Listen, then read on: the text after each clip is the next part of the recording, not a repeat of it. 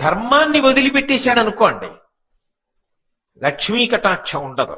అప్పుడు ఎక్కడ ధర్మం ఉందో మళ్ళీ ఆవిడ వెతుక్కుని వెళ్ళిపోతుంది. ధర్మాన్ని విడిచిపెట్టేసి ఏ ఇతర కారణము చేత నువ్వు ఏది సంపాదించుకున్నా అది నీకు శాశ్వతము కాదు, అది జారిపోయేది, అది నిలబడేది కాదు. ధర్మాన్ని నువ్వు పట్టుకుంటే నువ్వు ఇది పొందాలని కోరుకోవలసిన అవసరం లేదు. ఎన్ని రకాలుగా నీకు కీర్తి రావాలో అన్ని రకాల కీర్తిని ఆవిడ ఇచ్చేస్తుంది.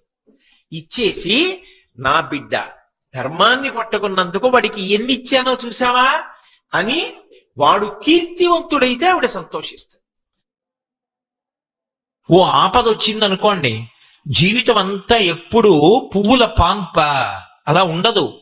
నువ్వు తప్పు చేయకపోవచ్చు, అయినా ఆపద వస్తుంది.